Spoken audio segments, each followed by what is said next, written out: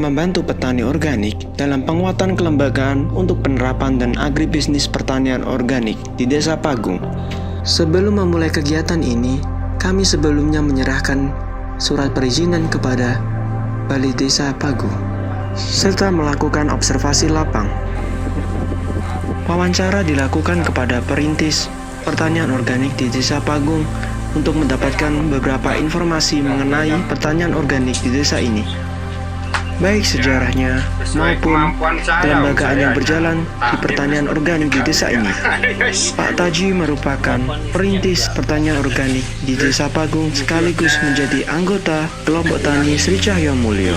Untuk memulai program ini, pertama ada pendampingan Monef Lapang Kelompok Tani Organik oleh Lesos. Monitoring ini bertujuan untuk mengevaluasi kesesuaian dokumen dan kondisi lapang dalam menerapkan pertanian organik. Ada beberapa hal yang harus dievaluasi dalam Monef ini, seperti catatan harian produksi petani yang belum berjalan, adanya lahan petani yang terkena herbisida dari petani lain, dan juga ada lahan pertanian yang kurang dalam memakai pupuk kandang dalam lahannya. Tapi dari Monef ini, kami bisa mengetahui perbedaan antara hasil pertanian organik dan konvensional.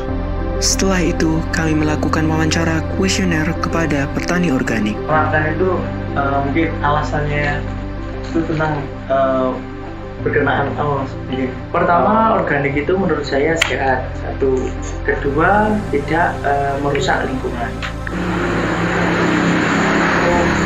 Konversi lahan itu berapa lama? Konversi lahan rata-rata 1 tahun. Semakin kita memakai kimia, unsur hara tanah itu semakin. Tapi kalau kita memulai organik, unsur hara semakin naik. Intinya, semakin kita organik, kita semakin sukses. Kegiatan pemetaan pengetahuan, persepsi, dan penerapan pertanian organik dilakukan dengan pengisian kuesioner sebanyak 27 petani sebagai responden. Hasil yang didapatkan dari wawancara kuesioner tersebut ialah persentase petani yang masih tergolong rendah dalam menerapkan usaha tani secara organik mencapai 20,69% dan tergolong sangat rendah 41,38%. Untuk melengkapi administrasi pertanian organik, maka kami juga menyusun buku harian untuk petani beserta kekurangan kelengkapan. Tak lupa kami juga membantu kegiatan budidaya tanaman kacang panjang di lahan Pak Takji dengan cara memberi lanjaran di setiap tanaman.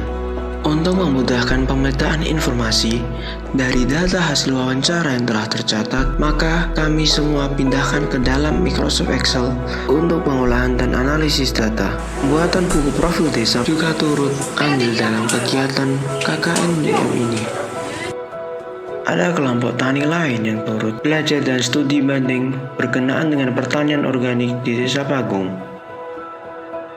Dalam melakukan pengabdian kepada masyarakat yang mengusung tema penguatan kelembagaan untuk penerapan dan agribisnis pertanian organik di Desa Pagung, kegiatan ini dilaksanakan pada tanggal 4 Oktober 2022. Terdapat 3 kegiatan dalam acara ini, yaitu yang pertama adalah FGD atau Focus Group Discussion, lalu ada pelatihan agribisnis, dan yang terakhir adalah pelatihan pembuatan ekoenzim melalui praktek secara langsung kepada petani.